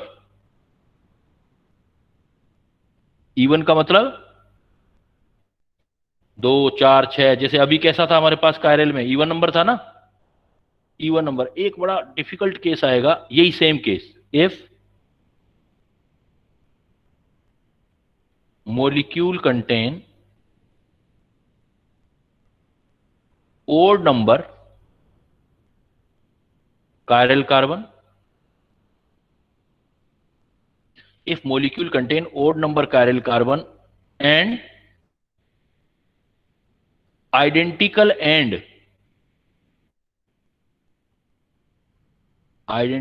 and about chiral center, जैसे ये एग्जांपल देखो CH3 CHOH CHOH, CHOH, CH3। Chiral centre देखो बेटा कितने हैं, 1 2 3। तो 3 कौन सा नंबर हो गया, ओड नंबर। ऑड, लेकिन एंड कैसे हैं देखो, कायरल सेंटर के सराउंडिंग आइडेंटिकल। आइडेंटिकल। तब आप में फिर कैलकुलेशन चेंज हो जाएगा, ये डायरेक्ट कैलकुलेशंस बता रहा हूं। फिर आपका ये निकालोगे 2n-1 plus 2n-1 plus 2, 2n-1/2 और इसके अंदर आपको वो करने हैं एक्टिव। तो टोटल ऐसे कर दो, एक मिनट एक चीज और सिखाता हूं मैं आपको, इतनी हालांकि जरूरत नहीं पड़ेगी, ये काफी आगे की बातें बता रहा हूं, लेकिन फिर भी 2n-1 minus 2n-1 2 plus 2n-1/2। इसमें से जो पहला पार्ट है, ये जो कैलकुलेशन है, ये होंगे ऑप्टिकल एक्टिव, ऑप्टिकल एक्टिव, और ये वाला पार्ट जो होगा वो होगा आपका ऑप्टिकल इनएक्टिव, मीजो। तो टोटल कितने हो गए देखो आप, तो डायरेक्ट भी तो लिख सकते हैं ना टोटल आइसोमर। देखो ये चीज और ये चीज तो सेम है सर 2 की पावर n-1 हो जाएगा टोटल। टोटल 2n-1 हो जाएगा उस केस में। लेकिन पूछे ऑप्टिकल एक्टिव और ऑप्टिकल इनएक्टिव मतलब मीजो पूछे, तो आपने अलग बताना है। तो अल्टीमेटली मैंने क्या बोला है कि जो स्ट्रक्चर होगी वो बड़ा डिपेंड करेगी बेटा। जो हमारे पास स्ट्रक्चर होती है कि स्ट्रक्चर में कायरल सेंटर है या नहीं है, और कायरल सेंटर है तो कितने पॉसिबल अरेंजमेंट बन सकते हैं, अगर एक ही कायरल सेंटर है तो कितना है, एक से ज्यादा है तो क्या क्या केसेस बन सकते हैं। तो देखो रिपीट कर रहा हूं मैं, एक ही कायरल सेंटर है तो 2 ही बनेंगे, फिर तो कोई प्रॉब्लम ही नहीं है। अगर एक से ज्यादा कायरल सेंटर है तो उसमें एक काम कर लो आप, एक से ज्यादा कायरल सेंटर है तो कायरल सेंटर के सराउंडिंग, जो आपकी कायरल सेंटर है उन कायरल सेंटर के सराउंडिंग आप ग्रुप देख लो। अगर कायरल सेंटर के सराउंडिंग डिफरेंट ग्रुप है तो फिर तो कोई इश्यू नहीं, कोई ओड इवन देखने का चक्कर ही नहीं। अगर डिफरेंट ग्रुप में, जैसे ये एग्जांपल बताया मैंने, अगर बोथ एंड आपके डिफरेंट है फ्रॉम कायरल सेंटर तो कोई इश्यू नहीं, डायरेक्ट आप निकालोगे 2 का पावर n, सारे ऑप्टिकल एक्टिव आइसोमर होंगे और कैलकुलेट कर लोगे। अगर एंड आइडेंटिकल है तो फिर ओड या इवन नंबर चेक करोगे। अगर एंड आइडेंटिकल है, जैसे मैंने टार्ट्रिक एसिड का एग्जांपल लिया, तो फिर 2 केस फिर बनेंगे आपके। एंड आइडेंटिकल है तो एंड आइडेंटिकल में आप ये देखोगे कि एंड आइडेंटिकल है तो आप इवन नंबर है तो ये वाला फार्मूला, इवन नंबर वाला इस फार्मूले से निकालोगे, ओड नंबर है तो ये वाला फार्मूला यूज करोगे। तो उससे आपका पता लग जाएगा कि भाई ऑप्टिकली एक्टिव कितने हैं और ऑप्टिकली इनएक्टिव कितने हैं। इसमें से आपके पास देखो कुछ पॉइंट्स आ रहे हैं अब। इसमें से जैसे मैंने एक वर्ड यूज किया है बेटा आपके लिए, मैंने कहा है मीजो कंपाउंड क्या होगा, मीजो मोलिक्यूल क्या होगा, मीजो कंपाउंड। ये मीजो मोलिक्यूल इसको बोलते हैं। देखो मीजो कंपाउंड या मीजो मोलिक्यूल, कोई भी ऐसा कंपाउंड अगर उसको आप 2 इक्वल हाफ में डिवाइड कर देते हो और वो दोनों इक्वल हाफ एक दूसरे का मिरर इमेज है, नॉन सुपरपोजेबल मिरर इमेज है, तो उसको हम मीजो कंपाउंड कहते हैं। तो मीजो मोलिक्यूल क्या है, if compound is equally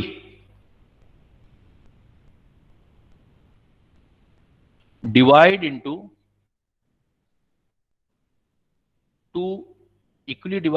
two part which are non superimposable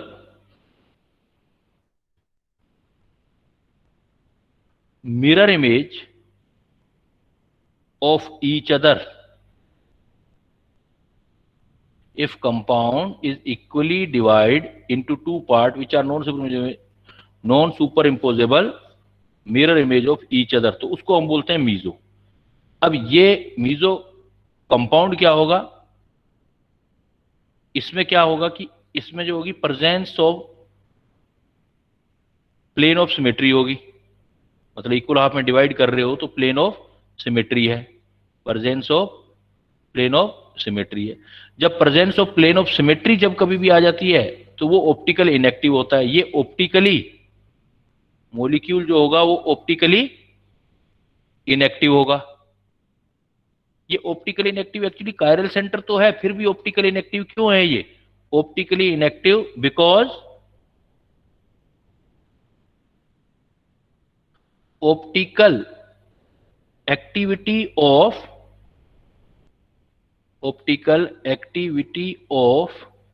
one half is cancelled out by another half। क्योंकि कायरल सेंटर तो था, लेकिन एक कायरल सेंटर का दूसरे कायरल सेंटर से ऑप्टिकली एक्टिविटी जो हो गया वो कंपनसेट हो गया, कैंसिल्ड आउट हो गया। इसलिए हम बोलते हैं कि जो ऑप्टिकली ये इनएक्टिव होता है, और इसको बोलते हैं हम ऑप्टिकली इनएक्टिव। जो ये हुआ है आधा पार्ट दूसरे आधे पार्ट की ऑप्टिकल एक्टिविटी को खत्म कर रहा है, इसको बोलते हैं बेटा इंटरनल कंपनसेशन। क्या बोलते हैं इसको हम? Internal compensation. एग्जाम में आता है बेटा ये कि आपका मीजो कंपाउंड ऑप्टिकली इनएक्टिव है, लेकिन मीजो कंपाउंड जो आपका ऑप्टिकली इनएक्टिव है वो किस रीजन से? आप आंसर दोगे इंटरनल कंपनसेशन। देखो एग्जांपल, जैसे अभी एग्जांपल दिया थोड़ी देर पहले मैंने आपको, एक एग्जांपल दिया था मीजो टार्ट्रिक एसिड। ये एग्जांपल दिया था मीजो टार्ट्रिक एसिड, इसलिए बार बार ले रहा हूं कि ये एग्जांपल इंपॉर्टेंट है। मीजो टार्ट्रिक एसिड का अरेंजमेंट बनाया था ना आपने? अरेंजमेंट कैसे बनाया था बेटा? COH same group same side. अब जरा एक काम करो, आप इस मॉलिक्यूल को स्टडी करो। आप इस मॉलिक्यूल को क्या है कि आप हॉरिजॉन्टल ना रख करके वर्टिकल ले आओ और सोचो, सपोज इस मॉलिक्यूल को मैं ऐसे ले आता हूं, COH और COH, और ये कायरल सेंटर रख देते हैं बेटा, ऐसे ही रख लो, ये H और OH, बट सेम साइड में रखना, H और OH। अब सपोज इस पार्ट को एक कायरल सेंटर ये रहा और एक कायरल सेंटर ये रहा बेटा, दो कायरल सेंटर है ना इसमें, इसको आप इक्वल पार्ट में डिवाइड कर दो। देखो जरा ऐसे इक्वल पार्ट में डिवाइड करोगे तो ये इक्वल पार्ट में इस पार्ट को देखो और इस पार्ट को देखो, तो ये आधा पार्ट बिल्कुल इसके आधे पार्ट जैसा है कि नहीं है? यस सर है। अब इस पार्ट को इस पार्ट के ऊपर उठा के देखें तो इनका रिलेशन कैसा आया? देखो, अगर मान लो इसकी ऑप्टिकल एक्टिविटी, अगर इसकी ऑप्टिकल एक्टिविटी डेक्स्ट्रो रोटेटरी आई तो ये तो उसका मिरर इमेज है और नॉन सुपर अपोजिट अरेंजमेंट वाला है, तो ये कैसा आएगा? L आएगा। तो इवन दोनों कायरल सेंटर थे, लेकिन दोनों कायरल सेंटर ने अपनी अपनी ऑप्टिकल एक्टिविटी एक दूसरे के रिस्पेक्ट में कंपनसेट कर दी मीजो में। इसलिए मीजो कंपाउंड क्या होते हैं? ये कंपाउंड क्या होता है? मीजो कंपाउंड होगा। और मीजो कंपाउंड कैसा होगा बेटा? Optically inactive. Meso compound is optically inactive. Optical isomer तो है लेकिन इनएक्टिव आइसोमर है, ऑप्टिकली इनएक्टिव। रीजन क्या बताओगे? Due to internal compensation. ये वर्ड यूज करोगे बेटा, ड्यू टू इंटरनल कंपनसेशन। आपस में ही इंटरनली मैटर है उनका, एक दूसरे की ऑप्टिकल एक्टिविटी को खत्म कर रहे हैं। क्लियर है बेटा मीजो टार्ट्रिक एसिड का एग्जांपल? अब सर एक बार फिर से बता दो। अगर आपने एक मॉलिक्यूल को दो इक्वल हाफ में डिवाइड कर दिया बेटा, इक्वल हाफ में, यहां से मैंने आधा ये ले लिया आधा ये ले लिया, इक्वल हाफ में डिवाइड कर दिया। अब इक्वल हाफ में तो कायरल सेंटर तो इसके पास भी है, कायरल सेंटर तो इसके पास भी है, इक्वल हाफ है तो ये एक दूसरे इक्वल हाफ देखो कैसे दिखाई दे रहे हैं, मिरर इमेज है कि नहीं है? मिरर इमेज देखो, इसमें COH इधर है तो इसमें इधर आ गया, लेकिन इस पार्ट को अगर आधा काट के इसके ऊपर करोगे तो सुपरपोज करेगा नहीं करेगा? उठा के रखना है, नहीं करेगा। नहीं करेगा। तो मिरर इमेज कैसा हो गया? ये mirror image non super imposable part हो गए ना आपस में। तो नॉन सुपर है तो एक D बनेगा तो दूसरा पार्ट क्या बनेगा? L। मतलब L। एक लाइट को डेक्स्ट्रो रोटेटरी करेगा दूसरा, लेकिन दोनों बिल्कुल एक जैसे पार्ट हैं तो खत्म कर देंगे ना एक दूसरे को। ऑप्टिकल एक्टिविटी को। आधा पार्ट दूसरे आप देख, एक पार्ट ने लाइट को, सपोज ये लाइट थी, एक पार्ट ने लाइट को इतनी इधर घुमा दिया, दूसरे पार्ट ने उसी लाइट को वापस ऐसे घुमा दिया इधर, तो नेट लाइट में तो एक्टिविटी आई नहीं ना, लाइट तो घूमी नहीं। Yes sir. तो इसको बोलेंगे, इस पार्ट को क्या बोलते हैं, इस चीज को हम इंटरनल कंपनसेशन। क्लियर है बेटा? अब तो आपके तो Yes, sir. मीजो आएगा ना, मीजो कंपाउंड बोलोगे इज ऑप्टिकली इनएक्टिव। क्यों active? Due to internal compensation. अब देखो आपने दो फॉर्म और बनाए थे टार्ट्रिक एसिड के, तो दूसरा एक पॉइंट होता है जिसको बोलते हैं हम रेसेमिक मिक्सचर। एक मीजो कंपाउंड होते हैं, एक होता है रेसेमिक मिक्सचर। तो रेसेमिक मिक्सचर जो होता है हम बोलते हैं equimolar mixture of D and L form of compound, same compound, equimolar mixture of D and L form of same compound is known as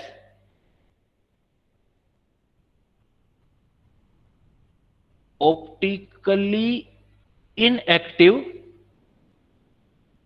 racemic mixture.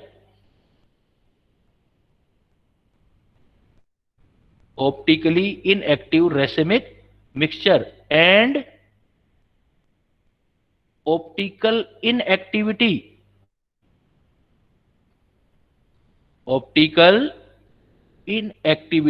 is due to external compensation.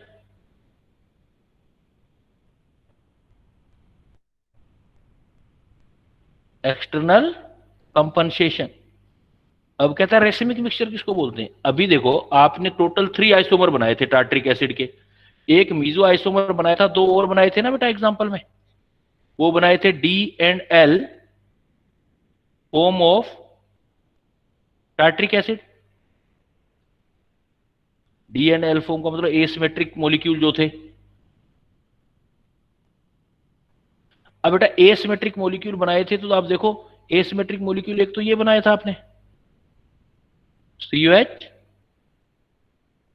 COH, अगर ये OH इधर रखा है तो ऐसे diagonally रखा था, H को ऐसे रखा था, और एक इसका जो दूसरा नॉन सुपर मिलर इमेज बनाया था वो कौन सा बनाया था आपने? COH। बस डायगोनली OH, इसमें ऐसे डायगोनली OH रखे थे, उसमें ऐसे रख दिए थे। ये दो डिफरेंट अरेंजमेंट आए थे। ये दोनों जो अरेंजमेंट आएंगे अगर इनका मिक्सचर ले लिया जाए बेटा दोनों का, तो जितना एंगल ऑफ रोटेशन इसका होगा डी फॉर्म का, उतना ही तो इसका होगा एल का। तो नेट रिजल्ट कितना आ जाएगा? मान लेंगे एक मॉलिक्यूल अगर लाइट को ये डेक्स्ट्रो रोटेटरी इधर घुमा देता है इतना, और दूसरा मॉलिक्यूल वापस उतना इधर घुमा देगा, तो ये जैसे ये लाइट, एक मॉलिक्यूल ने आपने मिक्सचर ले लिया 1:1 में ले लिया, एक मॉलिक्यूल ने सपोज ये लाइट थी, इस लाइट को रोटेट करके ऐसे पहुंचा दिया यहां पर राइट साइड में डेक्स्ट्रो रोटेटरी फॉर्म में, तो लीवो रोटेटरी क्या करेगा फिर उसको वापस लीवो लेफ्ट में राइट उसी फॉर्म में ले आएगा। तो ऑप्टिकली ओवरऑल क्या हो गई? ये रेसेमिक मिक्सचर भी क्या हो गए? मतलब एनएंशियोमर मिक्सचर हो गया, वो भी ऑप्टिकली इनएक्टिव है, लेकिन इनकी ऑप्टिकल एक्टिविटी एक मॉलिक्यूल दूसरे मॉलिक्यूल की खत्म कर रहा है ऑप्टिकल एक्टिविटी। एक मॉलिक्यूल दूसरे मॉलिक्यूल की ऑप्टिकली एक्टिविटी खत्म कर रहा है, दैट्स वाई इसको क्या बोलोगे आप? External compensation. और मीजो में क्या था जरा देखो, अब आपको बात समझ आ जाएगी। मीजो में मॉलिक्यूल एक ही था, मॉलिक्यूल एक ही था, एक ही मॉलिक्यूल के आधे पार्ट ने दूसरे आधे पार्ट की ऑप्टिकल एक्टिविटी खत्म कर दी थी। अगर यहां पर डी और एल जो आप फॉर्म देख रहे हो नीचे डी और एल में, अगर मैं आपको बोल दूं कि डी और में इक्विमोलर मिक्सचर नहीं लूं तो ऑप्टिकल एक्टिव होगा या ऑप्टिकल इनएक्टिव होगा? एक्टिव। इक्विमोलर नहीं लूंगा तो एक्टिव आएगा बेटा, जो डोमिनेंट होगा वो तो अपना इफेक्ट दिखाएगा ही ना। तो इस टाइप से दूसरा पॉइंट जो हमने किया है कि मैकेनिज्म क्लियर करने से पहले कुछ बेसिक फंडामेंटल क्लियर कर रहे हैं हम, तो जो हमारे पास जो सबस्ट्रेट होता है, सबस्ट्रेट में अगर कायरल सेंटर प्रेजेंट है तो फिर हमारे पास जो है उसके टोटल आइसोमर काउंट करने होते हैं हमें, जो हमारे ऑप्टिकल आइसोमर होते हैं, ऑप्टिकल एक्टिव भी, ऑप्टिकल इनएक्टिव आइसोमर भी हमें काउंट करने होते हैं। उसका भी आगे चल के हम देखेंगे तो कुछ फर्क पड़ता है, तो ये वर्ड यूज करेंगे। तो आपने देखा जी टोटल आइसोमर 3 टाइप के थे। अगर बिल्कुल एक जैसे होते हैं तो इनको बोलते हैं, जो भी आप ऑप्टिकल आइसोमर ले रहे हो, एक्टिव या इनएक्टिव या एक्टिव, जितने भी ऑप्टिकल आइसोमर लिए आपने, उन ऑप्टिकल आइसोमर में टर्मिनोलॉजी 3 टाइप की हुई। एक क्या थे? आइडेंटिकल। एक टर्मिनोलॉजी क्या यूज की? एनेंशियोमर। Racemic mixture. और एक हमने लिया वो आपका रेसिमिक मिक्सचर। रेसिमिक वर्ड भी यूज किया सर हाँ, मीजो भी ले सकते हो, मीजो भी। तो सबकी डेफिनेशन में फर्क क्या है? आइडेंटिकल कौन से होंगे बेटा, कैसे पता लगेगा आपको? जो एक दूसरे का मिरर इमेज तो होंगे लेकिन सुपरपोज हो जाए। ये जो ये मिरर इमेज तो होंगे बट सुपर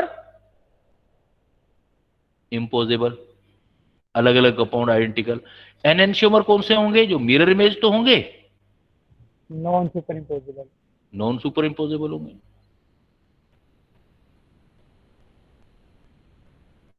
और रेसिमिक मिक्सचर जो है वो तो डी-ओरेल फॉर्म है, एनेंशियोमर पेयर ही है रेसिमिक मिक्सचर। और मीजो क्या है? एक ही कंपाउंड है, 1 मोलिक्यूल कंटेन सिमेट्री। पता कैसे लगेगा? ये भी क्या, मिरर इमेज तो दिखेगा लेकिन सुपरपोज हो जाएगा, क्योंकि ये तो अकेला ही है। तो यही वाला कॉन्सेप्ट इस पे भी लगेगा, सुपरपोज हो जाएगा। क्लियर है बेटा? तो ये जो है बेसिक हमको लेकर के आगे और चलना पड़ेगा। 11th में पढ़ते हैं, 12th में भी आता है, दोनों जगह ही आता है अपना। तो ये पढ़ करके हम इसका यूज करेंगे अब मैकेनिज्म करने के लिए कि SN1 मैकेनिज्म क्या होता है, SN2 मैकेनिज्म क्या होता है, तो वो हम देखेंगे। Let's see in the next class. Okay, till then now I am leaving. कोई बात पूछना है तो पूछ सकता है। Okay sir, bye.